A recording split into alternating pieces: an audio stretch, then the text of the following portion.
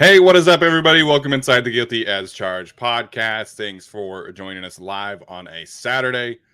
Doing the episode this week on Saturday because this weekend is 4th of July. So hopefully everybody gets to have a good holiday weekend. Hopefully you enjoy some good weather. It's actually not supposed to be super hot here in Fresno, so I'm excited about that one. So today we are going to rank our top 12 wide receivers. Had to extend the list because there's so many guys in this group that we need to talk about, and I'm really excited to see where this episode goes. So joining me, as always, are my guys Tyler and Alex. Alex, of course, can't wait to see how high he has Jamar Chase.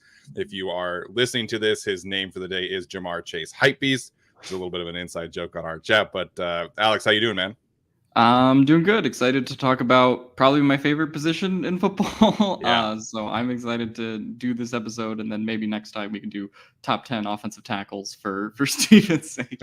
We can do a whole episode on that. It's Slater's top 3. So yeah, we'll do that whole thing probably sometime this offseason. But excited to be here. I think it would probably be a little bit more diverse to just do top 10 offensive linemen in general. Oh my gosh. Offensive tackle is dries up a little bit. Obviously if you're including right tackles, left tackles, I feel like you can make a more complete list, but it does dry up a little bit definitely more than wide receiver does, where I feel like you have a lot of young guys that you can make good arguments for, and I'm sure some of us will today. So Tyler's here as well, man. Tyler, how you doing? Doing very well. Happy to be here on a Saturday. Can't wait to talk about wide receivers and where these Chargers wide receivers may or may not be on these lists. Yeah, absolutely. So Arjun, talking about Stranger Things. So obviously no spoilers, but if you haven't seen Stranger Things, you need to go and watch it for sure. This episode is fantastic. So yeah, I got a notification yesterday on Instagram that Arjun posted to his story for the first time in a while. And I was like, okay, well, when was the last time he posted?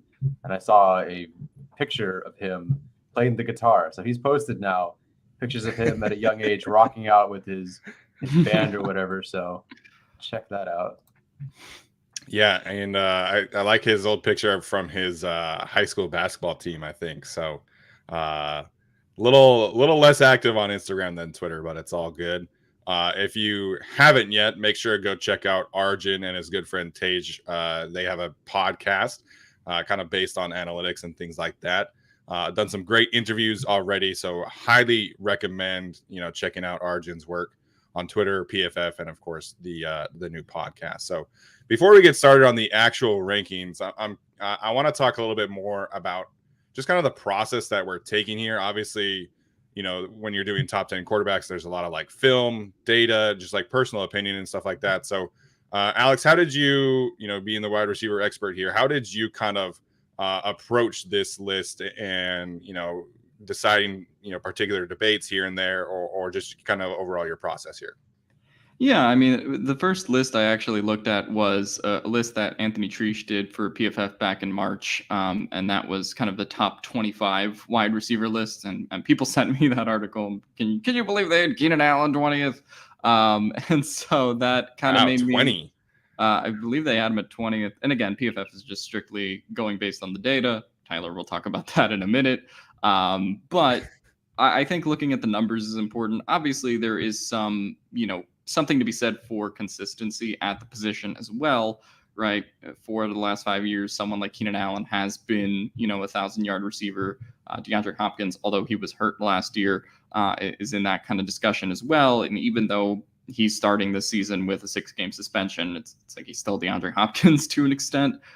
So there are some, adjustments I think you have to make there. And I think the biggest thing is age to an extent with this list, because a lot of these guys that are on this list are people that have been drafted in the last 3 or 4 years, at least going based off of what I've kind of done. So a lot of guys who I think would be on this top 10 list, on my top 10 list, that aren't, kind of like in a weird way aged out, because I had Keenan Allen at wide receiver 6 last year. And then you just have all of these young guys that came in and pretty much blew up the rankings. You have your Justin Jefferson, you have your Jamar Chase, you have your Debo Samuel, you have your T. Higgins, you have all of these guys, AJ Brown, who are 26 and under, who came in and really wrecked the league in terms of how these rankings are going to go. I put less of a premium on consistency, I would say, which is why some of these guys are going to be a little bit lower on my list, just because we saw single season sample sizes from these young players who have not been doing it over 4, 5, 6 years, but you can tell that they are going to be doing it for over 4, 5, 6 years. And we talk about a Chase or Debo or some of these guys. So also impact on the field as well, and just how they affected their team's play. So a lot of things went into this list. But for me, I wouldn't say it's any one particular thing, although I know Tyler's going to have the completely analytics-based list, so me and Steven can kind of bounce our lists off of that. Yeah, it seems that if I were to do this subjectively, and even just looking at the people who did make it in, there's obviously still a space for just good route runners and good wide receivers who just know their craft inside and out. But it really feels like in today's NFL, if you really want to put up these numbers and really be something special to be considered in the top 10, you also just have to be a great weapon. You have to have something dynamic about you to really put you into that top 10. Now, again, like, Cooper Kupp, I'm not saying he's the fastest, most dominant athlete like a Julio Jones type. So there is room for guys that, are route runners who are very good at their craft, but it really just feels like the league is shifting away from someone like Keenan Allen, even though Keenan Allen's amazing, and more towards these guys who are very talented route runners as they are, but also have this different explosive potential that Allen really just doesn't have anymore. Yeah, I mean, obviously we'll get to Keenan's kind of placement in the league and where he's at, but I think there are certain categories, of course, that you could point to, him being there. But like you guys are saying, there's so many young, explosive wide receivers. I think the biggest surprise for me, and we'll get to him, maybe it is Deante Johnson and how he kind of ranked around the league. And if you listen to the Drew Tranquil episode with Asante Samuel Jr., Drew asked Asante to rank his top 5 toughest covers. Again, kind of a tough list to make when you've only been in the league for a year and you missed 6 games in that year. Yeah. But he did talk about Deontay Johnson pretty highly, and I think it makes sense. I think he's a really good player. Certainly has an argument to be on this list. So I'm curious. One more question here before we get into this. How did you guys weigh kind of the quarterback play? And I'm not talking about like the Joe Burrow, Jamar Chase connection or anything like that, but you look at all of these guys like AJ Brown, and of course you're talking about Michael Pittman, Terry McLaurin, DJ Moore, that kind of crowd that hasn't necessarily had the greatest quarterback play, maybe getting an upgrade this year. How are you guys weighing that, if at all, heading into this list? Yeah, I mean, okay. Ahead, I was just going to say, you look at Terry McLaurin, and you can go back to the last years of quarterbacks he's played with Heineke, Fitzmagic. There's some names in there if you want to go back through the records, to the point where Carson Haskins, Alex Smith. It's a bad list. Yeah. And we're not talking about prime Alex Smith either. We're talking about long in the tooth Alex Smith, unfortunately. Carson Wentz is probably the best quarterback he's ever played with. And that is a crazy thing to say when you're talking about a wide receiver like him. He's obviously a bit of an outlier, though, like in terms of that. I think you could talk about chemistry, certainly, as something that can move a receiver up or down the list. One name you didn't mention is Tyree Kill. And I had Tyreke Hill, I think, as my wide receiver 3 when we did these lists last year. I'm not going to spoil where I have him this year, but it's not so much going from Mahomes to Tua. I mean, obviously that's a pretty big downgrade, but Mahomes and him just had this connection where one knew where the other was at all times. Mahomes is rolling out to his right. He knows where Tyreke Hill is in 0.05 seconds. He can launch the nuclear codes and he's somewhere down the field. Right.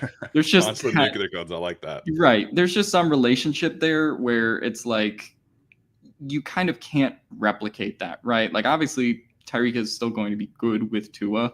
Jalen Waddle had a great season with Tua towards the end of last year, despite some of his weaknesses. But I don't think you can account for that with chemistry. Right. And Devonte Adams is another tough one to place too, because he's obviously going from Aaron Rodgers to Derek Carr. And it's like, that's something to consider. I think if you're talking about, I assume we all have Devonte Adams kind of in the top 3, right? If you're kind of within the margins there and you're saying he's experiencing somewhat of a quarterback downgrade, that's going to be a tough one to sort of prognosticate, because I do think obviously Derek Carr is a lot worse than Aaron Rodgers, but I don't think it'll be the same kind of like chemistry issue that you talk about with like Mahomes and Tyree Kill and getting to switch quarterbacks and all that.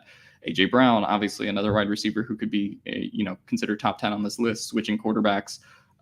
So there's so many of these guys who've changed teams and done all of that. And so I think that's more of a subjective thing, but definitely that did play a factor on my list. Yeah, there's no way for me using data to account for 2022 quarterbacks. But as far as 2021 goes, like some of these, I incorporated Matt Harmon's reception perception data, and that's it's about how they get open. So success rate versus man versus zone versus double team versus press. And then you incorporate things like, how often did they break a tackle, at least one tackle? What's their yards after the catch per reception, drop rate, contested catch rate? And some of that I'm sure can play into scheme or the quarterback they've played with, sure, but a lot of that is like individual, what they did against either their man or to break a tackle to gain more yards or whatever it is. So even though I can't really account for quarterbacks all the way, I feel like there's enough data in here where it really focuses on the individual and what they did in their moments at like route running or after the catch. Yeah, absolutely. Obviously, if you're doing data, you're not necessarily taking much in there. I'm glad you brought in Matt Harmon's, reception perception. I think that is a fantastic resource to, kind of gauge where receivers are at in their careers and kind of the impact that they have on a schematic standpoint on a week-to-week basis. So I'm excited to hear a lot of that data. Obviously, if I had more time, I would have, looked at that more heavily. But yeah. So all right, let's get into this top 12. We'll each give our top 12s. We'll talk about maybe some potential debates that we had at the top of the list. And then, kind of we'll go from there. So just like last time from the quarterback list, Tyler's list is stats based. I'm glad that you put the parentheses there to avoid any confusion there. And I'll be sure to make that clear in the graphic this time as well. People on Twitter don't read anyway. So, I mean, I don't think that's going to really make a huge difference here. Yeah. I tried. So the APY, that's the financial, right? Yeah, just if you want to take a look at how these guys are paid and do the guys who are paid the most, do they make your list? Gotcha. All right. So you guys cool? You want me to go first? You guys want to go first? What's up? I guess I'd probably rather go first or last, just because mine's kind of adjacent from your guys. We'll just go from right to left. So Tyler, Alex, and then me. Okay, from right to left then. Hopefully you guys have access to this, but if not, it's okay. So again, stats based. So, sue me. At number 12, if we're not doing honorable mentions yet, I have Chris Godwin.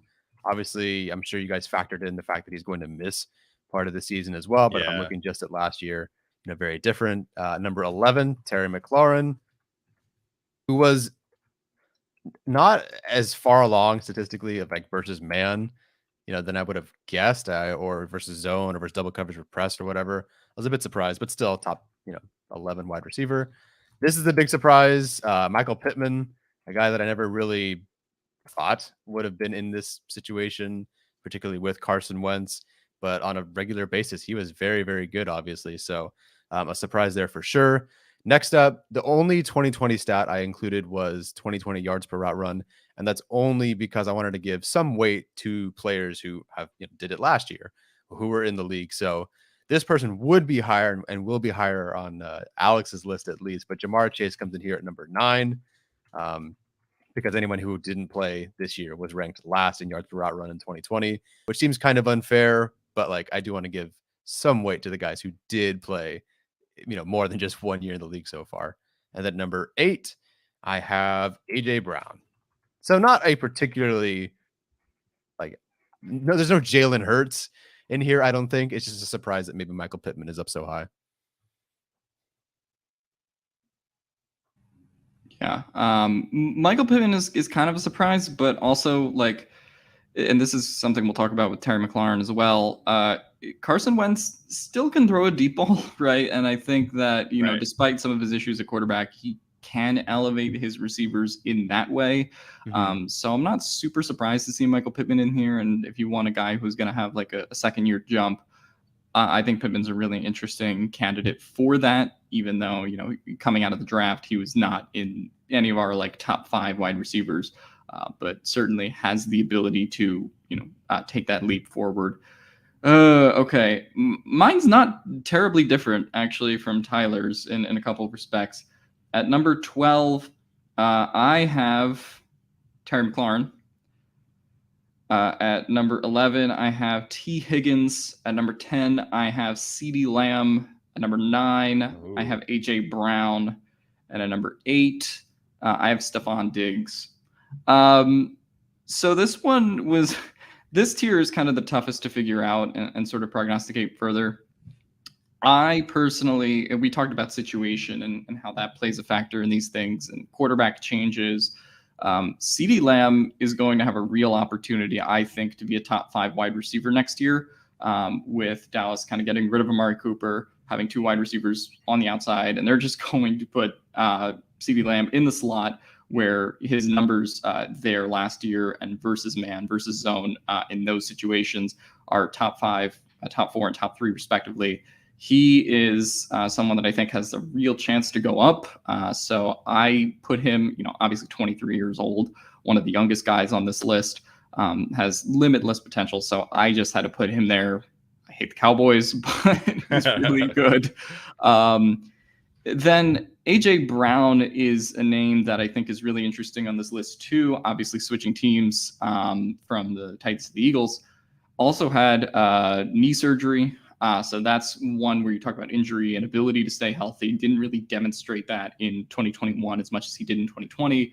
But the numbers and specifically yards per route run, I was surprised to see how high he was on that list. He is still, you know, a dominating kind of receiver. Obviously, his size is comparable with DK Metcalf and some of those guys. So there's just that intangible value he brings. Yeah, and we sort of talked about Terry McLaurin a little bit already, but that guy, you know, you mentioned reception perception, 94% success rate versus man or zone in terms of that, and 80%, let me not butcher the exact stat here, but a career best 80.3 success rate versus zone, 94 percentile versus man and press. So that is a guy who is going to get an upgrade at quarterback, and I think has a great chance to be in this top 10 next year, even though I have him just missing out this year, but he's worth every penny that Washington just spent on him. Yeah. T. Higgins is Jamar Chase's running mate. Maybe a surprise to see him, but I mean, 1,000-yard receiver last year, sort of limitless potential in that offense as well. And I think he sort of gets forgotten about because the Bengals took Jamar Chase, but they also got a really good receiver in 2020 as well. And his span from week 12 to week 18 via PFF was a top 5 graded receiver in that span. And so I think that that's something is really important to, you know, as he's going into 2022, right, how he finished 2021. And I think there's just limitless potential in that offense. So I have T. Higgins at number 11, and that's my 12 through 8. Yeah, T. Higgins is surprisingly not that far off on the list. Like, he almost would be an honorable mention at 15th. And boy, not the Chargers, the Bengals, they have 3 players in the top 21 at wide receiver. Yeah. Obviously Boyd, Higgins, and that, you know, Jamar Chase guy. What a group, an outstanding group for sure. Yeah, so let me talk about CeeDee Lamb first and foremost, because he didn't make my top 12, but I think if there's anybody outside of my top 12 that I would pick to make that jump, it would be CeeDee Lamb. And obviously, you know, his new job essentially as the wide receiver 1 in Dallas has a lot to do with it. But I love CeeDee Lamb coming out of college. He was my wide receiver 1 in that particular class in 2020. The fact that the Cowboys got him, I think, as the 4th receiver off the board, if I'm not mistaken. Don't want to talk about that one. Who was 3rd? Don't want to talk about that either. Or wait, was CeeDee was Rager 4th and CeeDee 5th? CeeDee Rager than Jefferson, wasn't it? No, yeah. Lamb was before Jefferson. The Eagles, the Eagles tried to trade up with the Falcons in that draft, and they couldn't. So I think then it was CeeDee, then Rager, then Jefferson. Okay, so, but CD was after Ruggs and Judy and someone else, I think. Ruggs, Judy. Oh my god, I can't remember that draft. Okay, I'll Google it. You can keep talking. Anyways, so I've been a big CD Lamb since he was at Oklahoma. I don't really understand what the Cowboys are doing in trading Amari Cooper, but I obviously for my CD Lamb stock, it's going to be very fun to watch him get into that same kind of category. And he really is almost there. Again, several of these younger guys are just right on the cusp, but you're talking about CD Lamb being third in contested catch percentage last year. He was 8th in yards per reception. He was 9th in yards per route run. If you filter it to 50% targets on the season from PFF. So he's right on the cusp of being a top 12 wide receiver. And once he, puts together a big season, I think you're talking about someone, but I obviously think you need to get there. T Higgins for me is kind of in a lower category along with Mike Williams. I would put T Higgins and Mike Williams kind of in the same spot as somebody that certainly could make the jump into the top 12, but just because of kind of their numbers in overall, I think it'll be tough for them. T Higgins is 26 in targets and 20th in receptions, so he's never really going to have that kind of heavy workload. And similarly to Mike Williams, he's got a drop problem, and he also has a lack of creating first downs problem. So I would put T Higgins and Mike Williams in a similar category. Yeah, I could see that. Yeah, I don't necessarily disagree with that either. The only advantage I give to T Higgins, I just think a little bit more limber than Mike Williams is. Yeah, I think Mike Williams as an athlete is certainly going up for those jump balls, those 50-50 balls, and did improve as a route runner in 2021. Absolutely. But I think T Higgins' athleticism kind of separates him a little bit from Mike Williams, which is why I don't think he ever has potential to really get to the top 5 on this list. Jamar Chase is on his own team. But right. If you talk about which one's more likely to be a top 10 receiver, I sort of give advantage Higgins. But, you could also factor in the fact that Jamar Chase is kind of on the incline, Keenan Allen's on the decline, and that might require Mike Williams to take up more of the Chargers offense versus, T Higgins kind of being capped where he is. So I certainly see the point. Yeah, absolutely. So, all right. So I'll do my top 12 now. I mentioned him earlier.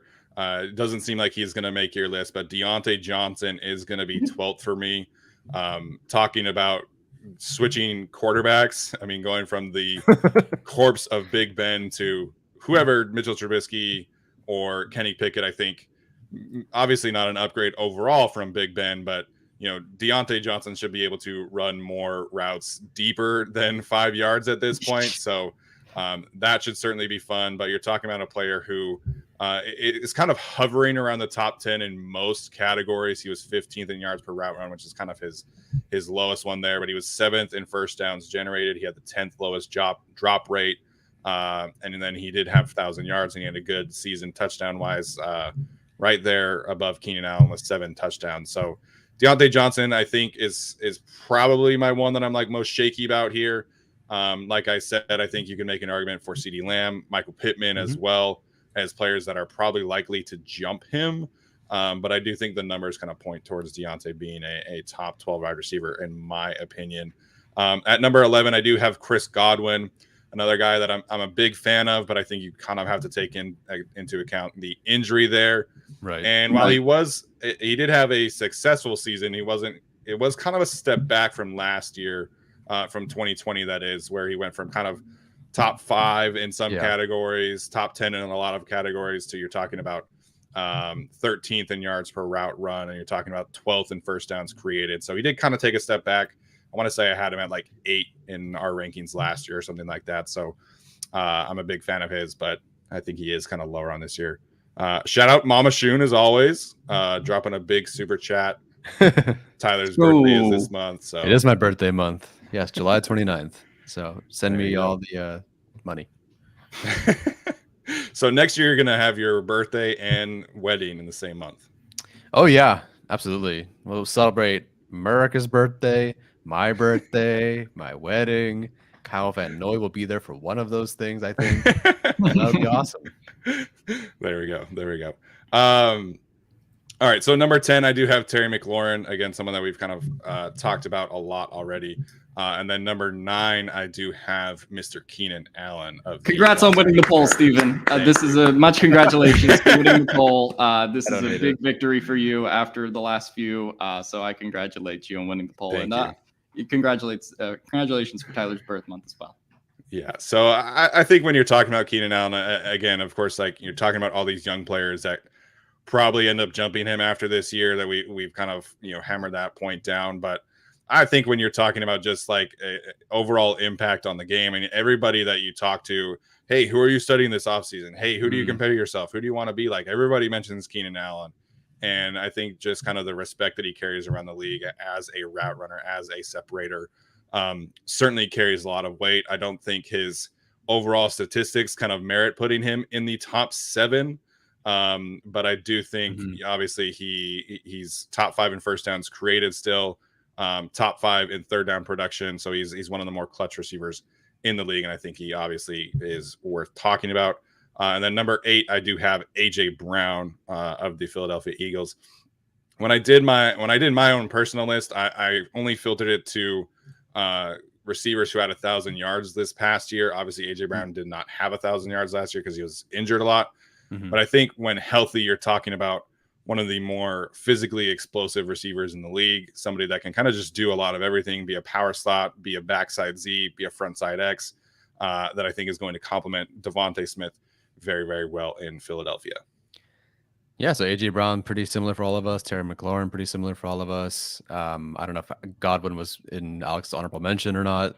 But yeah, Keenan Allen is definitely the big one. Statistically, so both Mike Williams and Keenan Allen are not on the list. Keenan Allen is 19th and Mike Williams is 24th.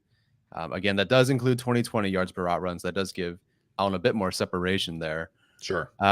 Yeah, like the numbers aren't fantastic. And for a guy who's making top 10 money, I think it's like top 9 or 8 money right now, you want to see Keenan Allen have more production. But my little project this summer has been watching these guys, Mike Williams and Keenan Allen, and eventually I'll get to Guyton and Palmer, and just charting every single one of their plays, every single one of their routes is charted. I've scored each one of them. I've kept the numbers, whatever. And that'll kind of be like my own mini, Pro Football Focus. And while Mike Williams was very productive and, and pretty good, especially to start the season, I'm up through the bye on Mike Williams and only 4 games for Keenan Allen. But Mike Williams' production just felt like it was, I don't mean to like put him down for this, but it was a product of him being a physical specimen. And, there was some work in there where he's, showed some route running chops, a couple of fades, against the Chiefs and whatnot. But it feels like it's a production of who he was born as, I suppose. Keenan Allen is very talented too. Yeah. But he's obviously less physically imposing. But there's a difference. Like one of these players, Mike Williams, is just a great like NFL football player.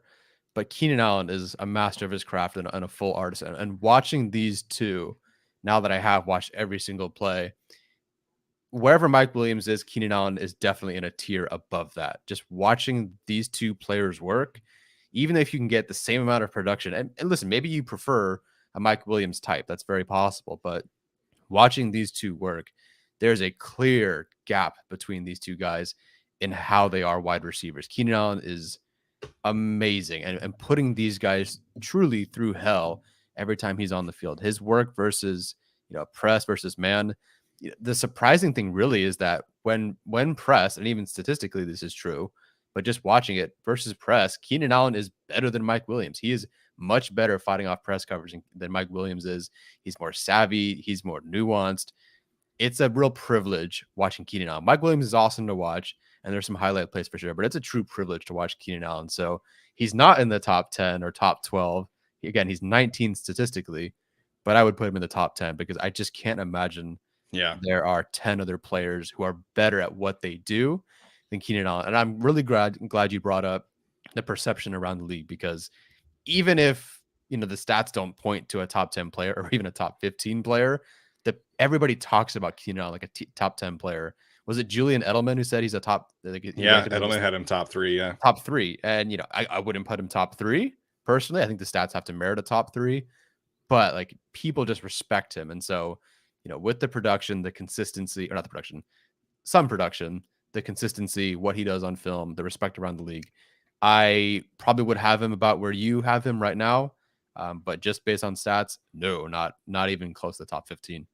Yeah, I think Keenan is obviously kind of one of the premier arguments for like film impact, consistency on a down-to-down basis versus statistics, because I think, you look at a lot of these players on this list, like I would rather have Keenan Allen on my team than Deante Johnson, and I would probably rather have him than AJ Brown, just because he's so consistent on a play-to-play basis, on a game-to-game basis.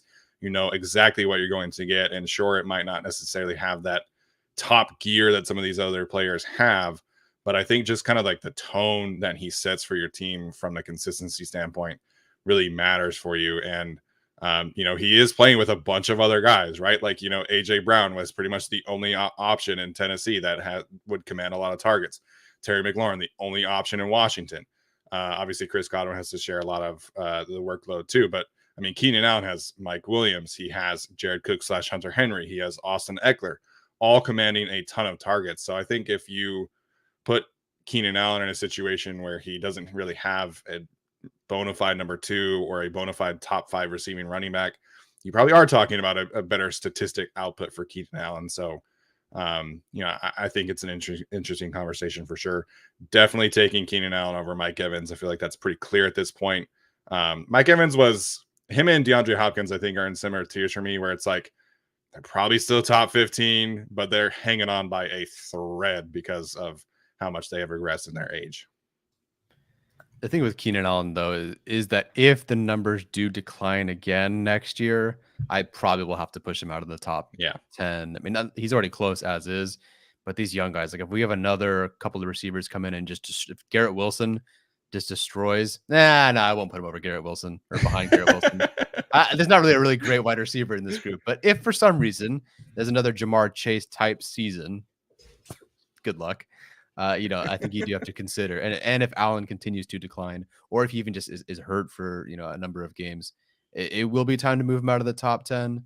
But even that's not really a slight on him. It's just these receivers are so good. Like the top 25 wide receivers are pretty freaking good. Like this is a good group of wide receivers we're watching right now. Yeah, I guess it's time for the big reveal. I don't have Keenan Allen in my top 12 or my top 10. But yeah, like Tyler just said, I think that's less of a product of Keenan declining and just more how many guys around the league there are. And the sheer fact that I could think of like 12 or 13 that, are like debatable with Keenan Allen. That was a different position than what we were in last year, where, I thought really you could rank Keenan Allen anywhere from like 6 to 8 last year going into the season. And then you have the emergence of all of these guys that just kind of like came out of nowhere, or I shouldn't say came out of nowhere, but really came up at the same time and had their explosive seasons. I don't think there's any doubt that Keenan Allen is going to get you 90 to 100 receptions and he's going to get you 1,000 yards, right? He wakes up out of bed and he does that every year, and there shouldn't be any doubt that he's going to do that again next year. And that's something you could talk about with consistency. And a reason to have him in the top 10, I suppose. But the decline aspect, when we talk about something like separation, when we talk about something like yards per route run, that is to me the real concern, because Keenan Allen has sort of predicated his game on being a separation creator, on being a route runner, like Julian Edelman said this week, right? And has been one of those guys along with Devonte Adams. 538, I think, back in 2020 did a study where they did separation over expected as a statistic in Keenan Allen's 2017 season. I think Devonte Adams' 2017 season were, one of the 2 top single season outputs in terms of separation over expected. So, we talked about Keenan Allen in yards per route run, all of these things he can do. But if you look at the last couple of years, Keenan Allen has gone from 5th in 2017 from yards per route run to 35th. I mean, that's something that I think is worth talking about. Mm-hmm. Obviously, had the month and a half stretch of the season where he sort of fell off and didn't really have a game that was over 80 yards over the back stretch of the season. His production on the outside was much better than his production in the slot, where he did play an increasing amount of time this year. So for me, it's just more the decline that I think is coming for Keenan Allen, and also in addition to the amount of guys around the league who are coming up right now. So yeah, I totally see why someone would have Keenan Allen as a top 10 receiver this year. But I don't think Keenan Allen is going to be a top 10 receiver next year. So this is a little bit of projection.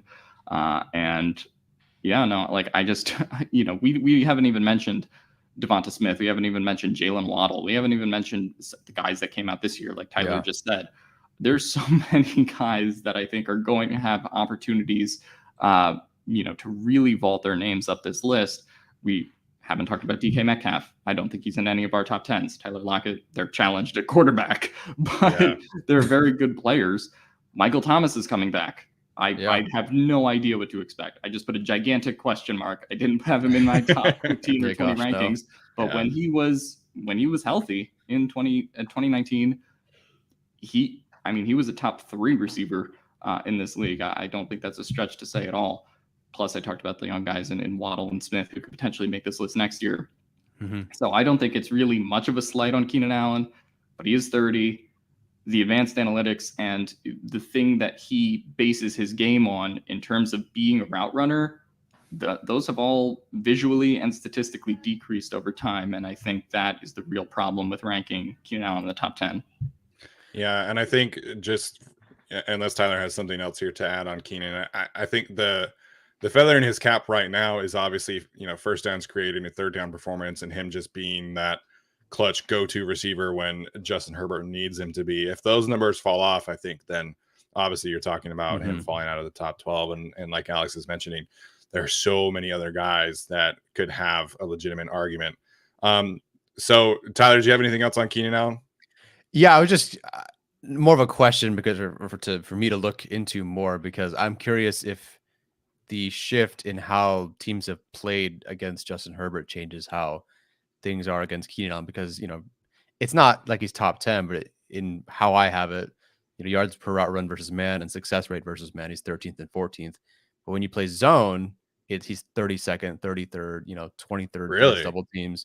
Yeah. So there's a huge difference in how he plays versus man versus zone, where it's actually the opposite from Mike Williams, who's 13th versus zone and 23rd versus zone.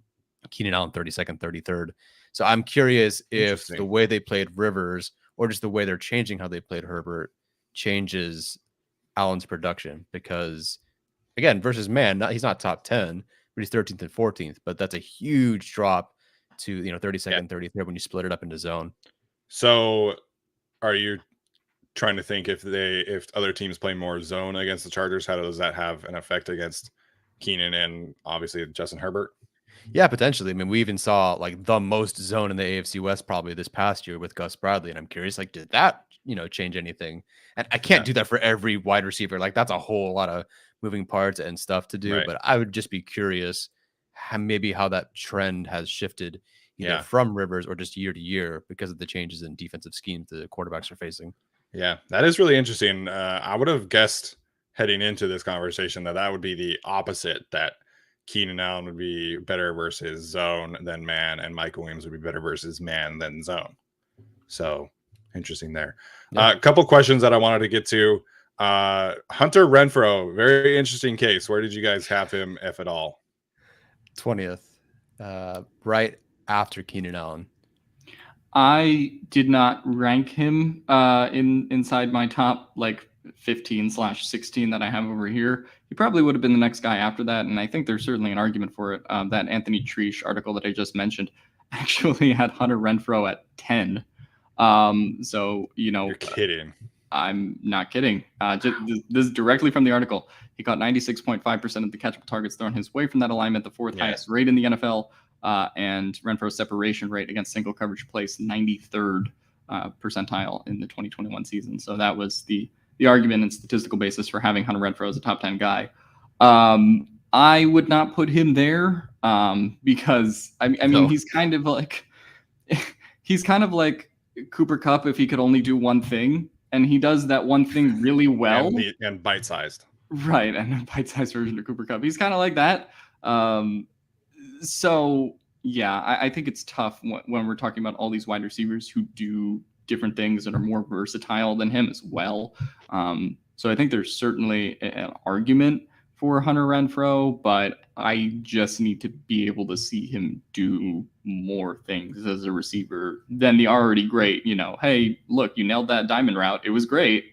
But I kind of would like to see a little bit more than that going forward. But I kind of get why someone would have him in their top 10 or top 15. But I'm sort of a hit the brakes guy on that. Plus, if we're talking about production, Devonte is entering the wide receiver room, and that can obviously present its own challenges for his production going forward as well.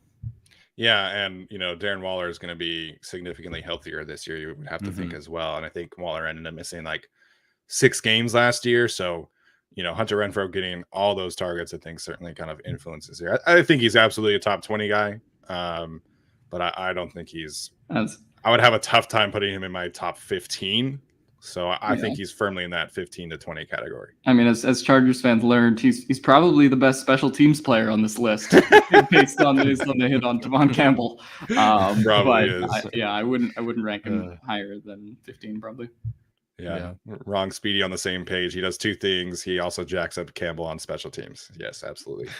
The other question I wanted to ask before we move on here, these rookie receivers are really interesting to watch because we heard a lot that this class doesn't necessarily have a top guy, but you're looking at, Drake London being in a very poor situation where they're going to pass a ton. Garrett Wilson, similar kind of conversation, but he's in a much more crowded receiver room. Chris Olave, I'd be pretty surprised if he makes a jump into the top 20 conversation. Jameson Williams injured, Jahan Dotson kind of overdrafted, Treylon Burks potentially out of shape in training camp in Tennessee. So is Drake London really the only guy that we could potentially see make this list, or do you guys have somebody else that you think could surprise a little bit? In theory, I could see Olave. Well, dependent on the health of Michael Thomas. Yeah, because if Michael Thomas is still injured and if there's a situation where he doesn't play large snaps or significant portion of this year, then I think Olave could certainly eat up that volume. Garrett Wilson is a tough one because, he's playing with Elijah Moore, and also Zach Wilson is one of the toughest guys to project in this league in terms of where he's going to be. Wrong Speedy just said it in the chat. Sky Moore? Honestly, it's possible. I would not say that he's going to be in the top 10, but if they really can kind of fit him in that Tyreek role, and he's the most natural replacement in addition to what they're doing with obviously Juju Smith-Schuster and Marquez Valdes-Scantling, plus Travis Kelce, I think he'll have a lot of opportunities for himself in that offense. God, they reloaded a receiver, and Justin Ross is fighting to make the team. It's insufferable how good they're going to be. And I guess Christian Watson deserves mention also because of Devontae leaving Green Bay. In general, though, I think the wide receivers this year are not nearly as good as the wide receivers last year. And I just mentioned Devonta Smith and Jalen Waddle. I think those guys are guys that we're probably not going to mention in the top 15 for 2022, doing this list. But both of them, I think, could get in the top 10 if they wanted to next year, even though their problems are A.J. Brown and Tyreke Hill are in the top 10. Both of them on their own merits could very easily be top 10 wide receivers. So I kind of would bet on them making it more so than the rookies, but there's always a possibility for Garrett Wilson, Jameson Williams if he's healthy. Yeah, it's tough. Our favorite wide receivers, Steven's favorite went to Marcus Mariota. Alex's went to the Jets with Zach Wilson. And my favorite wide receiver before I switched it, Treylon Burks, he's now overweight. So he's pulling a Kelvin Benjamin. So we're really not in great spots for our favorite wide receivers. The Lions are obviously very high on Jameson Williams. They traded from 32 for him. But you have Jared Goff as your quarterback. I guess the sneaky pick, if you had to think of somebody else, who develops wide receivers better than the Pittsburgh Steelers, really? There's not a lot of teams that can do that. And George Pickens was potentially going to be a top wide receiver in this class. He just got hurt. So if Pickens rounds into form, now he does have a quarterback issue situation like a lot of these guys, but the Steelers know how to make wide receivers work, and they're high on Pipkins, obviously. Or Pickens. I've been saying that all year. Of course. Yeah. I've been saying it the last 3 years, really. Yeah. If the Steelers are high on Pipkins, though, they can have. I'll trade you for Pipkins. They can have Pipkins, man. Yeah. Send us Calvin Austin in return. Yeah. So, I mean, it just depends on how these rookies click with the superior quarterbacks. Like, if Rodgers clicks with Watson, it could be him. If it's Sky Moore, it could be him. I guess we'll see. I don't really feel good about any of these guys. I don't think it's Tyquan Thornton to the Patriots. I'll say that much. I'll mention another 2021 guy. We just talked about Devonta Smith and Jalen Waddle. There's a spot in Baltimore, and if Rashad Bateman's healthy, I think that is the one where I don't think he's going to have a top 10 jump, but I could see him being in this top 15 conversation. I don't know if I would take Rashad Bateman over Garrett Wilson, but like he was a wide receiver 4 in that class, and arguably he'd probably be like the second or third guy off the board in 2022. You can make that case for him just based on his potential. Obviously, that Baltimore does their offense, and if Lamar Jackson can stay healthy, but I don't hate that as a potential addition to this list too. Yeah, I mean, he's unquestionably the wide receiver 1 there, and Marquise Brown, Hollywood Brown, is obviously I think he's not worth nearly what the Arizona Cardinals traded for him, but his statistics are kind of hovering in this same kind of top 15, top 20 category. And obviously that's a lot of targets that could be had for a guy like Rashad Bateman. So I think that's a really good call, Alex. All right, let's get back to the list here. Tyler, give us your 7 through 4, of course, stats based. 47 minutes in, and we're on number 7. I know. Make it fast. We'll CeeDee Lamb. Okay. Tyree Kill, which is, I thought it'd be a little higher. Here's the big surprise, obviously. Deante Johnson, like you said, the numbers just favored the hell out of him, and good for him for surviving all that situation. Then Stephon Diggs. So I have 7 CeeDee Lamb, 6 Tyree Kill, 5 Deante Johnson, 4 Stephon Diggs. No, I mean, some of these guys not a huge surprise. CeeDee Lamb, I guess, but Deontay Johnson being up here, I feel like just nobody talks about him. Being up here with these guys, and yet here we are, statistically top 5 wide receiver. So a bit of a surprise there. Yeah, him and Terry McLaurin are obviously very happy at the way the wide receiver market has been panning out. Deontay Johnson has not gotten his extension yet, but I think he's well on his way. Top 12 on both of our lists. Is he going to be in your group right here, Alex? No, not top 12 on my list, although I have like 15 guys I can put in honorable mentions, and he would be one of them just based on how we do this receiver class. But he would probably be just outside for me. Although, I mean, he's a guy that, based on the analytics and based on the fact that he should have an upgrade at quarterback this year in Kenny Pickett compared to what Big Ben and Mason Rudolph were last year, he should be a lot better and have more opportunities. Although there is the drop problem that we do talk about him a little bit as well. So I can see him certainly making this list next year. All right, I will do my 7 to 4. Number 7, I have DeAndre Hopkins. At number 6, I have Tyreek Hill. At number 5, I have Jamar Chase. And at number 4, I have Debo Samuel. So for what it's worth, Deontay Johnson actually had the lowest drop rate in the league last year. Maybe I'm thinking of another season. Maybe I'm thinking of 2020. There was one of those Steelers wide receivers. No, 2020 that was definitely a thing. Yeah, 2020 was very bad. Look, COVID has meshed the last 2 years together. So he's, hopefully what happened for him in 2021 happens for the Chargers receivers as well. Absolutely. Debo is a very interesting one because there's a lot of categories where he's very high end, but then you want to talk about a drop problem. I think I had him. Yeah. If you filter it to 50% like I did, of course, you're talking about, let me make sure I get this right, 23rd lowest drop rate. So obviously that means he's very high and much higher than you want him to be. And then you obviously have to take into account his ability as a runner and kind of what his role is there. So I don't have him at 4, but he's in my top 7.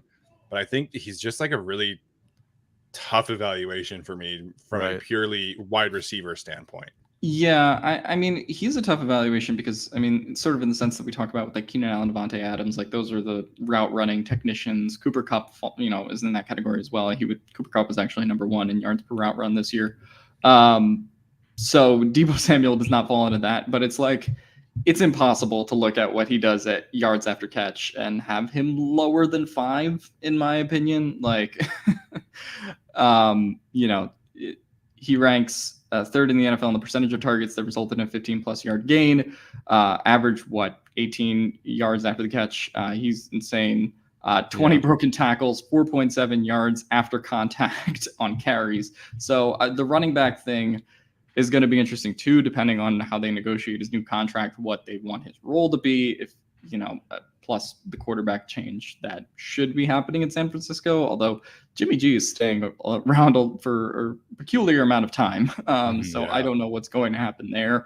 But that should theoretically lower Debo Samuel's production, but he's the most explosive guy on this list, I think. Not by far, because obviously Tyreek and Jamar are certainly in that category of explosive guys. But I think that no one matches what he does after the catch. At least in 2021, that was the case. Mm-hmm. And so I couldn't put him any lower than 4. Yeah, I mean, obviously yards per reception isn't necessarily like a hugely important statistic at this point when how we look at receivers, but Debo Samuel was number 1 on that list if you filter to 50%. And I think obviously a lot of that is what he does after the catch, because it's not like Debo is running a ton of go balls or anything like that. So again, he's in my top 7, but I think he is kind of a tough evaluation just because of what he does and how he does it. Yeah, he was all over the place because there are some things, first in yards per route run versus zone, or first in yards after the catch per reception. Like there's some amazing, top 5 numbers in here. But then he's, on the other side of that, 47th out of 50 versus press, 32nd versus man. And that does have me wondering, how does he function as a Keenan Allen kind of wide receiver? Like, how does he function lined up against another corner, press, man, whatever? How does he look in those situations? Because he's 5th in success versus zone and 1st in yards per route run versus zone. But again, 47th versus press, 32nd versus man. How does he look when it comes to being more of a wide receiver? And if he does want to be more used like a wide receiver this year, can he do it again? Can he maintain this production, but as a more traditional, I suppose, wide receiver, where he's taking, less, not carries, because this is more of a receiving thing, but I don't know. If he's asked to be more of a traditional wide receiver like he wants to be and paid like one, can he hold up? I don't know. Yeah, I think that's, you're talking about somebody who, of course, is trying to get paid like that. But I think from a draft standpoint, like this is why I take such an issue with like everybody trying to compare X prospect to Debo Samuel. He's such an anomaly statistically and what he does on the field that I think it's so hard to find a player like him and replicate his specific role and talent. So definitely. Where did he end up on the statistics list? 13th. He was just an honorable mention. Great stats in some areas, and then just like 47th in another one. Yeah. So he couldn't quite crack the top 12. Yeah. I feel like that's fair. Big shout out to Frank Blakely dropping a super chat. Hope you guys have a happy 4th of July as well. Putting the 13-year-old through a workout right now. Hope he's learning some good lessons. Frank is a great guy. So I wish him nothing but the best. All right. Number 7 for me. I do have, let me make sure I pull up the right list here. So I do have Debo at 7. And then I have Jamar Chase at 6. Stephon Diggs at 5, and then Tyreke Hill at number 4. I feel like the Tyreke Hill thing is obviously something to keep an eye on because, I mean, Miami's going to be running a lot more short routes than what he was experiencing in Kansas City. So how does that kind of affect his role? I mean, Jalen Waddle's numbers are just kind of like hilarious to me because you look at Jalen Waddle, right, and like what he did at Alabama with Tua versus what he did in Miami with Tua, and it is a ton of slants, a ton of hooks, a ton of drags and short routes. So very curious to see where Tyreek ends up. I think you could certainly make an argument that for him to be lower. We all have him in this 4 to 6 range, and I feel like obviously a lot of that is based off of what we know about Tyreke Hill. But if there's anybody in my top 7 that I feel like, if everybody's healthy, of course, if anybody kind of falls out of the top 7, I almost feel like Tyreek would be my pick just because of his situation. So very curious to see where Tyreek is at. But I think ultimately, based off of what we've seen from him, he has to be at least in the top 7. Yeah, of your top 7, I guess I don't know who your first three are, but I can assume who they are. Yeah, it does seem like Tyreke Hill would be that guy. But we'll see. Like if they can replicate the San Francisco system that's been so good for Debo, and Tyreke Hill's a far superior wide receiver like prospect, I suppose. I think he could stick around. But yeah, he definitely the most variance here. I'm surprised that Stephon Diggs isn't higher. I mean, I guess he's fourth for stats, but like eighth. I don't know. I feel like a lot of people consider him like another tier higher than someone like Keenan Allen. So I guess I'm surprised to see him at fifth and eighth for you guys. I mean, Stephon Diggs is still really good. And if you're just talking about those route runner technician guys, like, I mean, he's up there with Keenan Allen and everyone as well. I just think, again, there's more explosive athletes. Like, even though Debo's, 47th in some receiving stat, like, it's impossible for me to leave him out of the top 5 based on what he can do in the field. Maybe there's probably some statistics where Stephon Diggs is better than Jamar, but I'm not taking him over Jamar going forward. And I actually think based on how we've done the top on the list at this point, the top 3 seems to be pretty universal in terms of the guys that we're going to have in it. So for me, I think Diggs probably could go higher on this list. But like, that's sort of just basing it off a career. I could put him over DeAndre Hopkins, and I totally see why someone would too. But I do think DeAndre Hopkins is sort of factoring in 2020 stuff as well. Still merits high placement for me based on the fact that he's a top 2 receiver going into that season. But yeah, Diggs is just, I think he's a step below that first tier of guys, but certainly still top 10 guy. Yeah, for me, I look at Stephon Diggs in a very similar vein as how I look at Keenan Allen in a sense, if that makes sense. And, I think he's obviously a little bit more athletic, but again, one of the better performers on third down. He was tied with Keenan Allen for 5th in first downs created. He had the 5th lowest drop rate.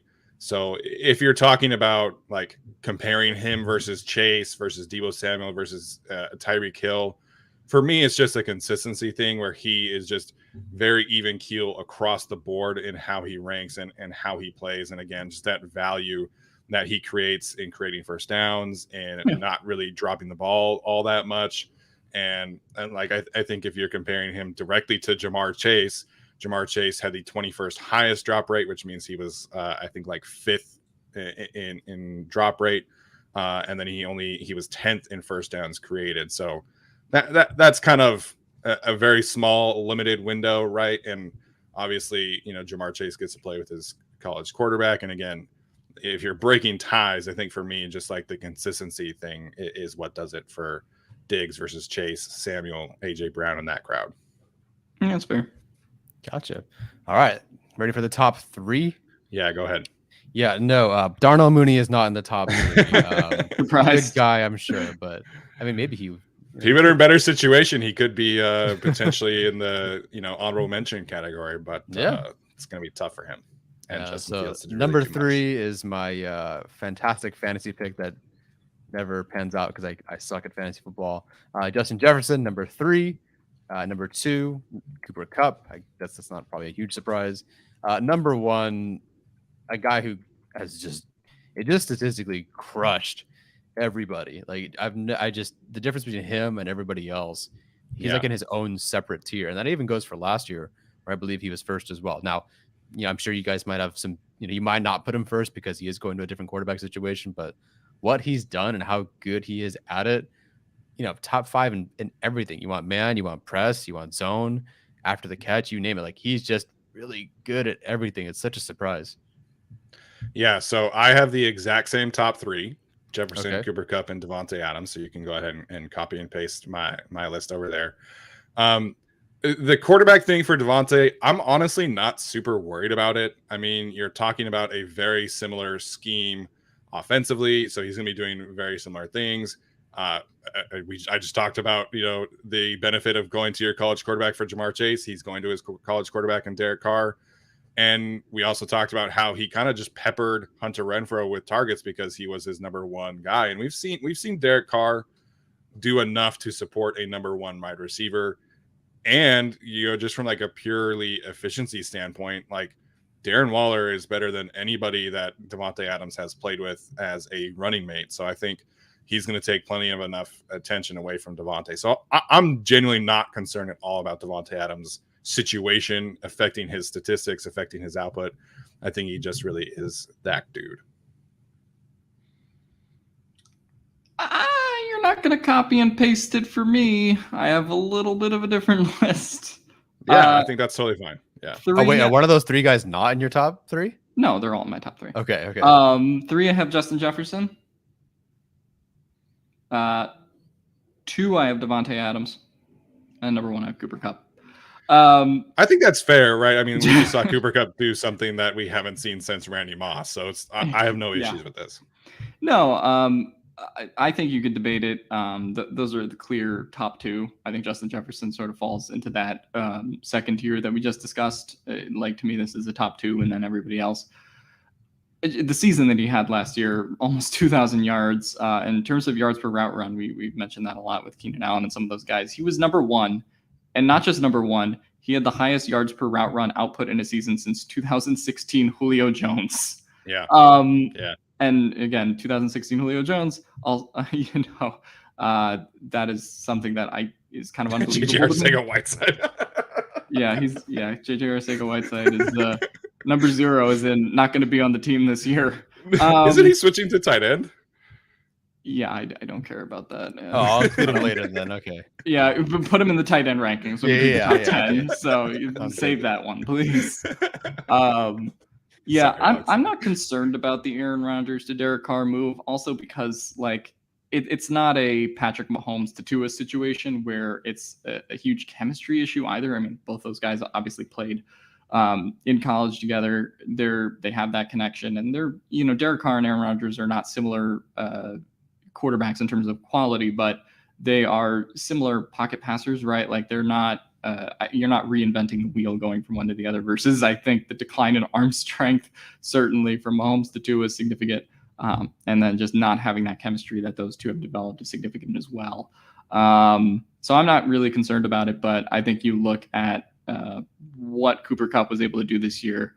Yeah, arguably to me the most valuable receiver on any team. With how the season played out for the Rams, because at one point after Robert Woods goes down and they sign Odell Beckham, their receiving unit was like, you have Van Jefferson, Odell injured, learning a new system, and like Ben Skoranek behind Cooper Kupp. Yeah. And obviously Odell played a huge part for them down the stretch, but it was not a great wide receiver group, and they're bringing in Allen Robinson to fortify that group this year. And Cooper Kupp's going to be able to play with him. I just think the sky is the limit for Cooper Kupp, and there's no reason, maybe people were right off this season as a fluke for him, but I think he's in a position where if you're looking at someone who's most likely to stay in the top 10 next year, it's probably him. I don't know if he's going to have 2,000, nearly 2,000 yards again, based on how the Rams run their offense, but I think he's the most valuable, arguably position player to an offense, except maybe Derrick Henry to the Titans, just because of how their offense works. But yeah, to me, Cooper Kupp and Devonte Adams is an interesting conversation, but I'd put Cooper Kupp 1. Yeah, he's kind of having a similar impact on the game right now as Jalen Ramsey is, who's playing opposite of him, because everybody's trying to get their main receiver in the slot in this same kind of role, and Justin Jefferson has himself kind of talked about what his role is going to be in Minnesota, being very similar to what Cooper Kupp does. And I think again, just the consistency factor. Alex mentioned number 1 in yards per route run. He was first in first downs created as well. I believe he was second in third down efficiency rating.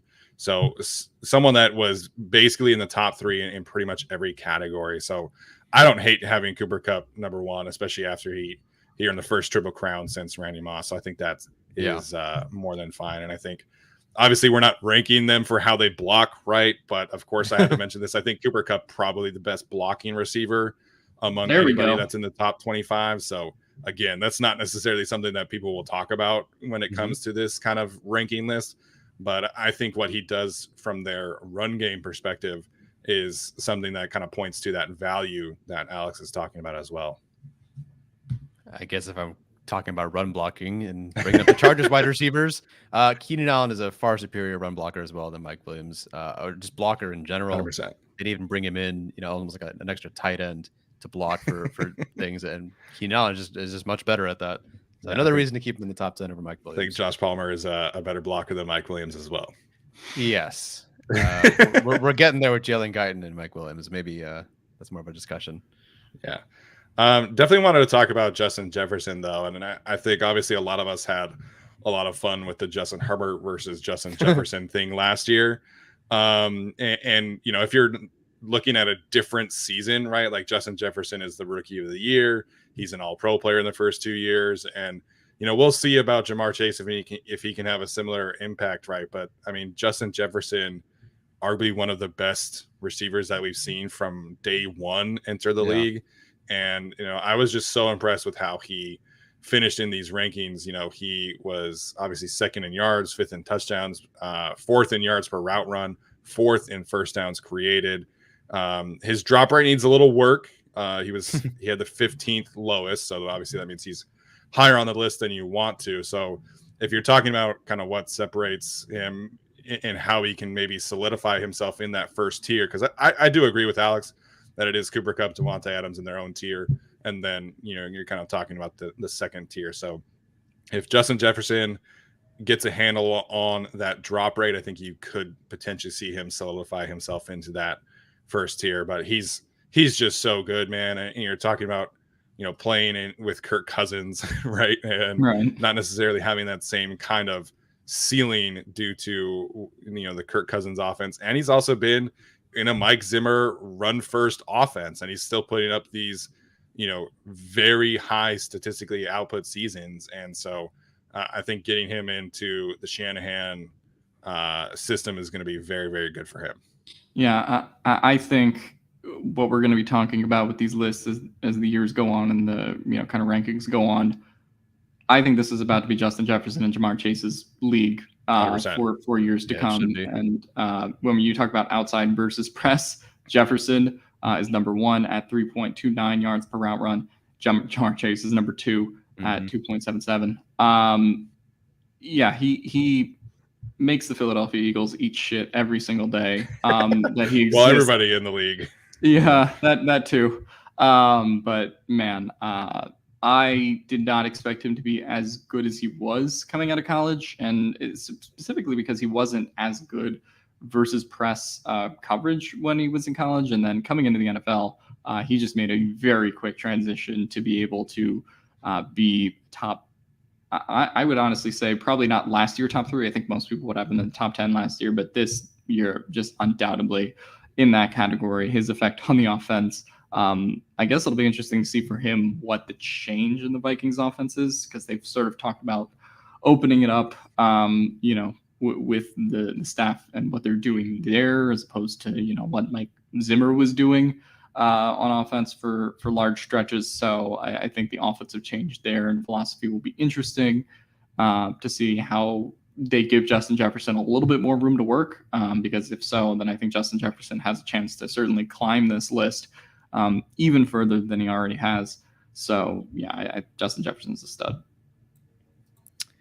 Yes, he is. I have 3 keepers and no draft picks this year. So Justin Jefferson and Jamar Chase really will have to carry me. Well, luckily you have those 2 players and not, DJ Moore and like Amari Cooper or something like that. No, I have Amari Cooper and Calvin Ridley. So all right, well, we'll get to our honorable mentions and then we'll kind of wrap up this conversation. Obviously we've been over an hour again. At some point we'll figure out how to talk less than an hour, but so my honorable mention, I'm going to put Michael Pittman there for me. Somebody that just really backed up what I felt watching him in college, and he's right on the cusp of like top 15 in several statistics that I think should have him kind of jump into that category. Very unsurprised to see him have the 4th best contested catch percentage. Obviously, that's kind of what he did best at USC. But he was 13th in yards per route run and 13th in first downs created. So for me, I think you could talk yourself into CeeDee Lamb, of course, but for now, I'm going to put Michael Pittman ahead of CeeDee Lamb just based off of what we've seen so far from those two players. Can I put like 6 guys in my Here, let's have at it. Let me just go to like 8-point font. Okay, go for it. Okay. I'm going to mention the 2 Seattle receivers and DK Metcalf and Tyler Lockett. Tyler. Disappointing that they're going to have to, play with Drew Lock for large portions of the year, potentially the whole year. So I could not put them in the top 12, but the good production that those guys have put up is insane. Mike Evans and Keenan Allen also, I think, deserve honorable mentions just for, their consistency from year to year. As boring as Mike Evans is to watch, he's like Vincent Jackson if he was super boring. Mike Evans deserves to be, in the top 15, I guess. Keenan Allen deserves to be in there as well, despite some of the concerns with the route running production. Michael Thomas, I think, deserves to be an honorable mention. Obviously, we have to see it and see if he's healthy. But I mean, he was a top 3 wide receiver in 2019. 2020 did not quite put up the same production, but still was a top 10 guy. So, I mean, if he's healthy and they have, a way to use him in that system, I think that he's still potentially a stud. And I'll also throw this guy in because I've talked about him a lot already. Jalen Waddle. I think you look at some of the numbers for Jalen Waddle, and it might be a little bit early to put him in the honorable mentions already. But I think what he's going to do with this team going forward is going to be really interesting to watch. Obviously gets to play next to Tyree Kill now. Does have Tua as his quarterback, which unfortunate, but I still think he's going to be a red zone threat. He's going to get his touchdowns like he did at the end of 2021. And I think there's a real chance that he has the breakout season that many are expecting from him. I'm just laughing at Tyler making this honorable mention line.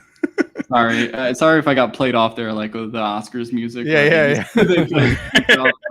I couldn't decide between any of these guys. Thank you for taking all of the honorable mentions. You're welcome. You're welcome. We only do one wide receiver show a year, so yeah. All right. Yeah, that's gonna be me when we do offensive lineman, by the way. So let me tell you about this. Yeah, no, I don't. Honestly, might as well. I guess I like the Eagles. Devonta Smith. I think it deserves mention as well. Mostly because you've taken some of the other ones I mentioned. Devonta Smith was 18th in the wide receiver rankings, actually ahead of Keenan Allen, right behind Mike Williams. So 18th, jumping in the top 12 isn't all that, crazy. But the difference is he will have AJ Brown. And so, but again, a lot of this really speaks more to per play stuff. So will Smith be considered a top wide receiver, top 12 wide receiver if AJ Brown is the better wide receiver for the Eagles? Probably not. But on a per play basis, it's definitely possible. And, I really liked him. He was my wide receiver 2 the year prior. So I'm rooting for him. Yeah, kind of getting back to Alex's list a little bit. I think the toughest ones for me to rank this year were DK Metcalf and DeAndre Hopkins. I mean, obviously Hopkins is going to be suspended. He's getting signisightly older. The numbers for him are not great, but he's got obviously such a high reputation. And then DK Metcalf, it's like, well, he's a physical freak, but Russell Wilson throws more deep balls than like anybody in the league. And now you're talking about Drew Lock, who's not going to do that. Yeah. So, how much of DK was Russell Wilson's presence? So I think those two were particularly tough for me to rank on this list. Yeah, DeAndre Hopkins, for what it's worth, is 36th out of 50 on this list. So not pretty per play basis numbers. Worth pointing out in man coverage, just because I thought this was interesting regarding DK Metcalf. He was actually top 3 in yards per route run versus man coverage, which, I mean, obviously, some of that is the deep balls, but I did not think, just based off of what I would have guessed DK Metcalf would be, I don't think he would be a top 3 route runner. Yeah, me neither. Versus man coverage. So I just thought that was an interesting statistic. So I do not think that he's going to be able to, Drew Lock throws deep balls just to the other team. So I think that'll be a problem with DK Metcalf to deal with, and certainly Tyler Lockett as well. But I actually don't think the drop off is going to be quite as bad as people think it will be, but probably still pretty bad. Yeah, I'm more worried about DK than I am with Tyler Lockett, because I think Tyler Lockett does a lot more things over the middle, and he does it well. So, you're looking at Lockett potentially being Drew Lock's Jerry Jeudy kind of player. So I think there will be enough for Lockett to still have that same kind of top 20 season. Well, all right, that was our top 12. I'm glad we expanded it to top 12, because I think if we had top 10, we would be a little bit more limited. This group is just stacked with quality young players, quality veterans. Obviously our top 3 is universal, so I was excited to see that one. But Tyler, final thoughts before we head out for the day. Not much. Just I hope that one of Keenan Allen or Mike Williams, or both would be great, would make my top 12 statistically next year. Yeah, absolutely. Alex, any final thoughts, man? I'd like to hope that they would make the list next year. Wouldn't bet a significant amount of money on it based on the direct trajectories of those two players and everybody else in the league. But Keenan Allen, even if he's not in my top 10 or top 12, he's still a fantastic wide receiver. It just speaks to the talent around the league and how good it is, like we've said a bunch of times in this podcast. But the position is just stacked, and that was the huge difference compared to last year or even the year before that, where Keenan Allen might be a consensus top 5 receiver in some years.